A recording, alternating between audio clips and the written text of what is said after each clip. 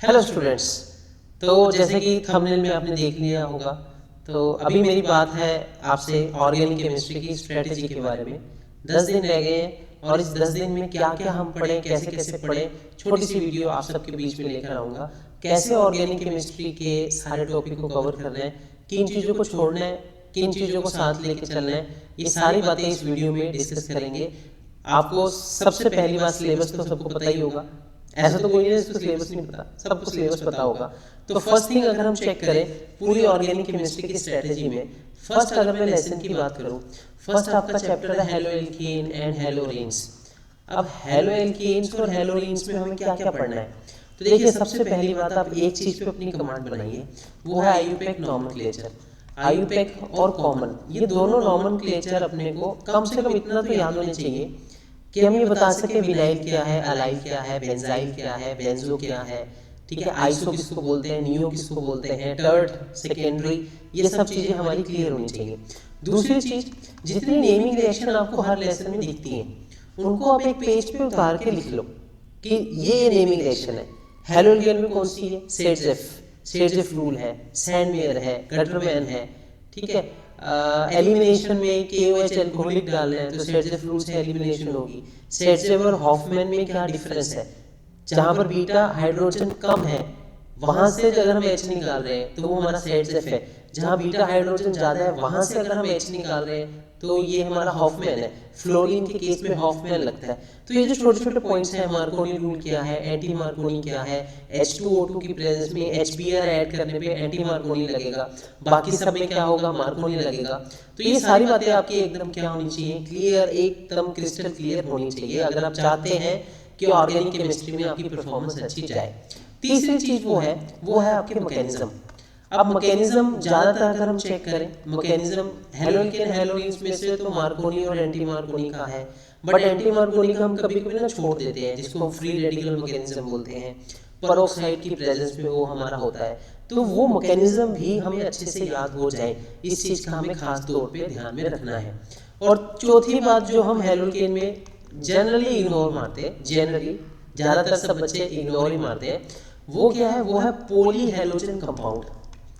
अभी poly halogen compounds क्या होते हैं? जैसे DDT, डाइक्लोरो डाइफेनाइल ट्राइक्लोरोइथेन, हर साल क्वेश्चन आ रहा है पेपर में, ठीक है। क्लोरोफॉर्म CHCl3, कार्बन टेट्राक्लोराइड, हर साल पेपर में इनमें से क्वेश्चन पूछ रहे हैं।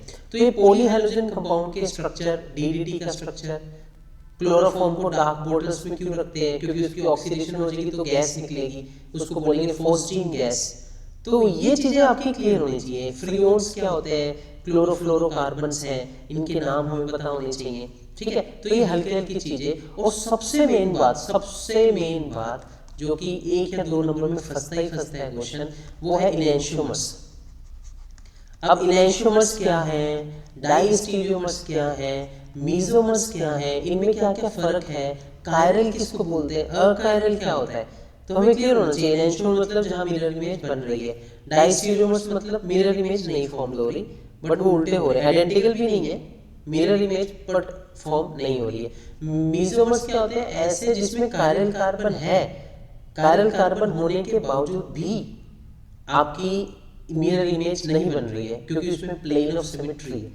टार्टरिक एसिड का एग्जांपल देके हम इसको अच्छे से एक्सप्लेन कर सकते हैं। डाइस्टीरियोमर्स को हम ग्लूकोज का एग्जांपल देके एक्सप्लेन कर सकते हैं। तो ये चीजें हमें एकदम क्रिस्टल क्लियर होनी चाहिए। तो ये बात होगी हेलोकेन हेलोरीन्स के बारे में। अब हम सेकेंड लेसन की तरफ बढ़ते हैं, वो क्या है हमारा, एल्कोहल एंड फिनॉल। अब एल्कोहल एंड फिनॉल में से सबसे इंपॉर्टेंट जो आपके लिए, मेरे लिए, मुझे लगता है वो है मेथड ऑफ प्रिपरेशन ऑफ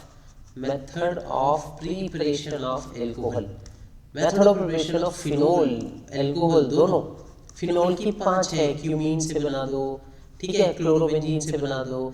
4 तो बिल्कुल सेम है, उसमें NaOH जलता है, सोडियम फिनॉक्साइड बनता है, फिर उससे हम फिनोल बना लेते हैं। बट आपको एक क्लियर होना चाहिए क्यूमीन क्या होता है, आइसोप्रोपाइल बेंजीन, ठीक है। प्लस इसके अंदर सबसे इंपॉर्टेंट चीज वो है acidity order. Acidity order is very quite much important. आपसे पूछेंगे जब इलेक्ट्रॉन विड्रॉइंग लग गया, इलेक्ट्रॉन डोनेटिंग लग गया, तो इनकी एसिडिटी को अरेंज करके बताओ, किसकी कैसे एसिडिटी होती है, वो हमें देख करके क्या होगा, बताना होगा। एसिडिटी ऑर्डर इलेक्ट्रॉन विड्रॉइंग में और डोनेटिंग में, ठीक है। और फेमस क्वेश्चन है, why phenol is more acidic, phenol is more acidic then alcohol. Famous question है ये तो सबको आना ही आना चाहिए। ऑर्थो इफेक्ट क्या होता है, नाइट्रो लग गया OH के साथ तो कैसे ऑर्थो इफेक्ट से एसिडिटी ऑर्डर थोड़ा सा चेंज होता है, जो हम सीक्वेंस बना रहे हैं उससे चेंज होता है, ठीक है। तो अल्कोहल, फिनोल, आगे की बात करते हैं ईथर। अब ईथर में तो 3 ही रिएक्शन है, याद है कौन कौन सी है? सबसे पहली रिएक्शन है विलियमसन सिंथेसिस, ठीक है। विलियमसन सिंथेसिस में हमें ईथर क्या होता है, ईथर हम बनाते हैं, वहां पर हम ईथर फॉर्म करते हैं हेलोएल्केन मॉलिक्यूल से। सेकेंड है रिएक्शन विद HI। अब HI को कहाँ लगाना है, I को कहाँ लगाना है, H को कहाँ लगाना है? अगर टर्शरी है फिर I टर्शरी पर लगेगा, अदरवाइज I वहां लगेगा जहाँ भीड़ भाड़ बहुत कम है, रेड फास्फोरस की प्रेजेंस में, टर्शरी में, एलाइल में, बेंजाइल में I उन कार्बन पे जाके लगेगा। तो ये छोटी छोटी सी तो बात है और यहीं से क्वेश्चन हर साल बनता है। तो ये चीज हमें एकदम क्या होनी चाहिए, क्लियर होनी चाहिए। और तीसरी सबसे इंपॉर्टेंट बात वो है कि अगर हम ईथर की डिहाइड्रेशन करें, माने सॉरी एल्कोहल की डिहाइड्रेशन करें, एल्कोहल की डिहाइड्रेशन करें तो कभी कभार ईथर भी बनता है और कभी कभी एल्कीन भी बनता है, ठीक है। एल्कीन कब बनता है, हाई टेम्परेचर पर, 413 से 443 से ज्यादा, इस टेम्परेचर पर एल्कीन बनता है। 413 से कम कम ईथर बनता है, 373, 383 इन पे ईथर बनता है। तो ये जो मैकेनिज्म है dehydration of alcohol, very very important, very very important, dehydration of alcohol, ये भी आपको अच्छे से क्या होना चाहिए, याद होना चाहिए। देखना आप मुझे याद करोगे जब आपका पेपर आएगा, डायरेक्ट क्वेश्चन यहाँ से आने वाला है, डिहाइड्रेशन ऑफ एल्कोहल का मैकेनिज्म बता दो।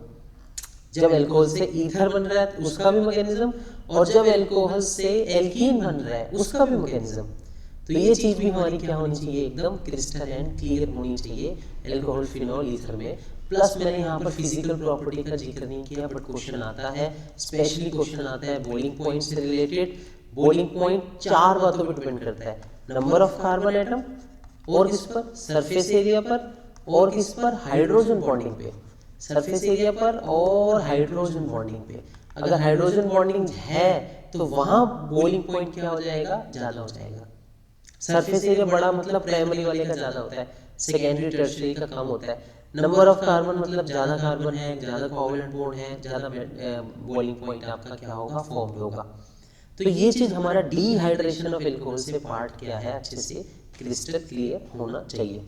थर्ड चैप्टर में बढ़ते हैं, this is known as aldehyde ketone. देखो एल्डिहाइड कीटोन तो सबसे इंपॉर्टेंट चैप्टर है और बड़ा भी है, aldehyde ketone and carboxylic acid, है ना।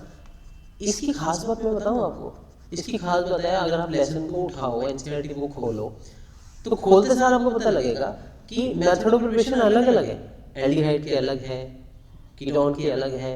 फिर ऐसी रिएक्शन जिसमें सारी बन रही हैं, फॉर्मेल्डिहाइड भी बन रहा है, एल्डिहाइड भी बन रहा है, कीटोन भी बन रहा है, तो ये आपको क्लियर होनी चाहिए। उसमें से मैं कुछ बता देता हूँ, जैसे रिडक्टिव ओजोनोलिसिस है।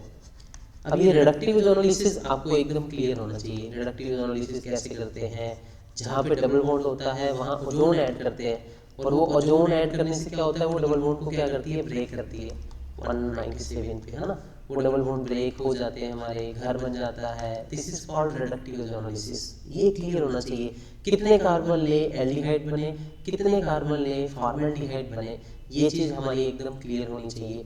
सेकंड थिंग जो one of the main thing, वो एल्डिहाइड कीटोन में से पूछी जाएगी कि aldehyde is more reactive than ketone, aldehyde is more reactive than ketone, क्योंकि यहाँ पर लेस स्टीरिक फैक्टर है ना, यहाँ पर लेस इंडक्टिव इफेक्ट है, कार्बोकेटायन की स्टेबिलिटी थोड़ी कम रहती है, इसलिए एल्डिहाइड की रिएक्टिविटी क्या है, ज़्यादा है।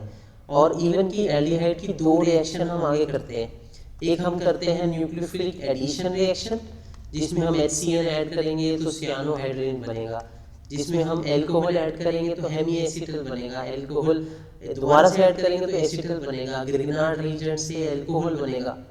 तो ये देखो जरा जरा सी बातें हैं, और ये जरा जरा सी बातें ही आपको नंबर दिलवाएंगी, एकदम क्रिस्टल क्लियर होना चाहिए। अच्छा ये सब बातें मैं आपको बता तो रहा हूँ बिकॉज अभी स्ट्रेटेजी बतानी है मुझे, बट रोज अब एक वीडियो आपको मिलना करेगी, जैसे ये वीडियो रिकॉर्ड की है, इसके तुरंत बाद ही आपको एक वीडियो मिलेगी जिसमें मैं हेलो एल्केन हेलोरीन में SN1 SN2 बता रहा हूँ, ऐसी सेट से फ्रूट बता रहा हूँ, ऐसी एंजाइमर को थोड़ा डिटेल एक्सप्लेन करके बता रहा हूँ। तो जितने 10-15 दिन हमारे पास है, ये वीडियो मैं अपने चैनल पे डालता रहूँगा। जैसे ही आपको लगे कि आप मेरी वीडियोस अच्छी लग रही हैं आपको और उस वीडियो को देख के आपको फ़ायदा हो रहा है, तो आप कमेंट सेक्शन में थोड़ा लिख देना कि सर नेक्स्ट इस टॉपिक की बना दो, तो मैं उस टॉपिक की वीडियो अपलोड कर दिया करूँगा। मेरा टारगेट यही है, जो बच्चे कैपेबल हैं, जो बच्चे तैयारी करे हैं, जिन्होंने पुराना टाइम लगाया है, उनके मार्क्स कम नहीं आने चाहिए। देखो मार्क्स हमारे बढ़िया रहने चाहिए। मार्क्स से वैसे कुछ नहीं होता, बट आजकल ट्रेंड है, और केमिस्ट्री तो ऐसा सब्जेक्ट है जहाँ 100 में से 100 ला सकते हो, इजीली ला सकते हो। तो ये चीज़ें हमें अगर ध्यान रहेंगी तो हम इजीली 100 आउट ऑफ 100 लेंगे। तो एक मिशन बना के चलेंगे कि 100 आउट ऑफ 100 इन केमिस्ट्री। पिछले 10 दिन तक रेगुलर इस चीज़ को फॉलो करना है हमें। और दूसरी चीज़ सबसे इंपॉर्टेंट है, वो है nucleophilic addition with elimination of water, है ना, विद एलिमिनेशन ऑफ वाटर, कि हम वाटर को निकाल भी सकते हैं। अब वाटर को निकालने के लिए 5 चीज़ें हैं, है ना, हाइड्राजीन से हाइड्रोजोन, हाइड्रोक्साइल अमाइन से ऑक्साइन, 2,4-डाइनाइट्रोफिनाइल हाइड्राजीन से 2,4-डाइनाइट्रोफिनाइल हाइड्रोजोन। और हम गलती करते हैं सेमी कार्बाजाइड में। सेमी कार्बाजाइड का फॉर्मूला होता है NH2 NHC double bond ONH2, this is the semi carbazide. तो इसमें हम गलती करते हैं, बट सेमी कार्बाजाइड में H2 हम यहाँ से निकाल देते हैं। मान लो मैं एल्डिहाइड ले रहा हूँ ना, एल्डिहाइड में से हमने H2 निकालना है, वो यहाँ से ये वाला H नहीं निकालना, हमें H कौन सा निकालना है, ये वाला निकालना है, ये वाला निकालना है जो CO से थोड़ा दूर है, ठीक है। इसको बोलेंगे सेमी कार्बाजोट। तो ये चीज़ हमें एकदम क्या होनी चाहिए, एकदम क्लियर होनी चाहिए। और कार्बोक्सिलिक एसिड में देखिए, अच्छा एक बात और, जब बेंजल्डिहाइड पर मतलब बेंजीन के ऊपर CHO लग जाता है, CHO लग जाता है, तब ये CHO क्या है, this is minus M effect. और माइनस एम इफेक्ट से रेजोनेंस हमारी क्या होती है, उल्टा होना शुरू होती है। जब रेजोनेंस उल्टी होना शुरू होती है तो इलेक्ट्रोफाइल मेटा पर अटैक करता है रेदर देन कि ऑर्थो और पैरा पर। ये बात भी हमारी क्लियर होनी चाहिए। फ्रीडल-क्राफ्ट एल्काइलेशन करेंगे बेंजीन पे, जब CHO लगा है तो वो कहाँ पर होगी, वो होगी मेटा पर रेदर देन कि ऑर्थो एंड पैरा पर। ये चीज़ का हमें ध्यान रहना चाहिए। अच्छा, एल्कोहल फिनॉल में से कुछ रिएक्शन रहेगी, जैसे रीमर टीमर है, कॉल्बे है, कॉल्बे में सैलिसिलिक एसिड है। रीमर टीमर का मैकेनिज्म बच्चों को याद रहता है, बट हम वो भूलते हैं, मैकेनिज्म भूलते हैं हम। उस चीज़ का मैकेनिज्म हमें पता होना चाहिए कि सैलिसल्डिहाइड बनता है ना। एस्पिरिन का फॉर्मूला क्या है, 2-एसिटॉक्सीबेंजोइक एसिड। एस्पिरिन कैसे फॉर्म होगा, मिथाइल सैलिसिलेट कहाँ पे यूज होता है, एस्पिरिन से अगला ही टॉपिक है, which are used in a fragrance, fragrance के लिए हम डालते हैं उसको, है ना। तो ये चीज़ें एकदम क्लियर रहनी चाहिए। कार्बोक्सिलिक एसिड की बात करें तो HVZ रिएक्शन पक्का आने वाली है, देखना आप मुझे दिखाओगे कि सर ने बोला था और आ गई। HVZ मतलब हेल्महोल्ट्ज़-ज़ेलिंस्की, जहाँ रेड फॉस्फोरस लेते हैं, ठीक है, कार्बोक्सिलिक एसिड की रिएक्शन होती है रेड फॉस्फोरस के साथ। तो ये जो नेमिंग रिएक्शन है ना, कार्बोक्सिलिक एसिड की ऑक्सीडेशन कैसे करना है, एल्कोहल से एल्डिहाइड, एल्डिहाइड से कार्बोक्सिलिक एसिड, सबसे ज़्यादा इम्पोर्टेंट, सबसे ज़्यादा इम्पोर्टेंट आनी ही आनी है, सीख लेना। वीडियो लेकर आऊँगा, वीडियो लेकर आऊँगा इसके मैकेनिज्म पर। Aldol condensation very very important, Cannizzaro very very important. इन चीज़ों को अच्छे से सीख लेना। कैनिज़ारो में अल्फा हाइड्रोजन नहीं होना चाहिए, एल्डोल कंडेंसेशन वहीं लगेगी जहाँ अल्फा हाइड्रोजन होगा। इनके मैकेनिज्म क्या हैं, दोनों के मैकेनिज्म क्या हैं, वेरी वेरी इंपॉर्टेंट, ठीक है। तो ये सब चीज़ें अगर आप कर लें, कार्बोक्सिलिक एसिड में एसिडिटी ऑर्डर को अच्छे से समझ लें कि जैसे मान लो मैंने लिखा एसिटिक एसिड, है ना, और एक तरफ लिखा मैंने फिनोल, इनमें से कौन ज़्यादा एसिडिक है, तो acetic acid is most more acidic, क्योंकि वहाँ पर नाइट्रोजन नेगेटिव चार्ज जो है वो ऑक्सीजन पर ही ट्रांसफर हो रहा है, रेदर देन कि 2 रेजोनेटिंग स्ट्रक्चर बन रहे हैं, बट वो ऑक्सीजन पर ही बन रहे हैं। तो इसकी डिटेल में वीडियो में लेकर आऊँगा। ये सब जो इम्पोर्टेंट क्वेश्चन है इनको मैं अच्छे से वीडियो में लेकर आऊँगा, बट अभी इन टॉपिक्स पे आपकी नज़र एकदम पैरी होनी चाहिए। जैसे ईगल होता है ना, उसकी नज़र रहती है अपने शिकार पर, ऐसे ये टॉपिक ऐसे हैं जिनकी आपकी नज़र इन पे रहनी चाहिए। फर्स्ट इनको आप उठाओ सिलेबस में, इनको आप सॉल्व करो, क्लियर। नेक्स्ट हमारा लेसन बचा अमाइंस। अब अमाइंस में हम क्या करें सर? देखिए अमाइंस तो इतना अच्छा चैप्टर है, उसमें वही चीज़ें रिपीट हो रही हैं। क्या रिपीट हो रही है? अमाइंस में कार्बाइल अमाइन टेस्ट क्या होता है, ओनली प्राइमरी अमाइंस में लगता है। अमाइंस में और क्या टेस्ट चीज चेक हो रही है? और हो रहा है Hoffmann bromamide reaction. Hoffmann bromamide reaction, Hoffmann bromamide में क्या होता है? अमाइड फॉर्म हो रहा है ना, अमाइड से अमाइन बन रहा है, नंबर ऑफ कार्बन कम हो रहे हैं। डिस्टिंक्शन टेस्ट अगर आपको करना है तो हिंसबर्ग रिएजेंट, हिंसबर्ग रिएजेंट में हम बेंजीन सल्फोनाइल अमाइड क्लोराइड डाल रहे हैं, देन KOH अल्कली डालते हैं। तो ये चीज़ें आपकी स्टेप्स में होनी चाहिए। गटरमैन क्या है, सैंडवेयर क्या है, ठीक है। और CN अगर आपको लगाना है, CN भी हम लगा सकते हैं सैंडवेयर से। और जब CN लग रहा है इसका मतलब कार्बोक्सिलिक एसिड बनने वाला है, हम H2 डालते हैं और कार्बोक्सिलिक एसिड बन जाता है। लिबरमैन नाइट्रोसो कहाँ पे लगता है? ओनली सेकेंडरी अमाइंस पे लगता है। Liebermann nitroso test only applied on the secondary amine. And the fifth question is very important, very important. Carboxylic acid के केस में अपना टेस्ट और जो है आइडोफॉर्म टेस्ट कहाँ अप्लाई हो रहा है ना?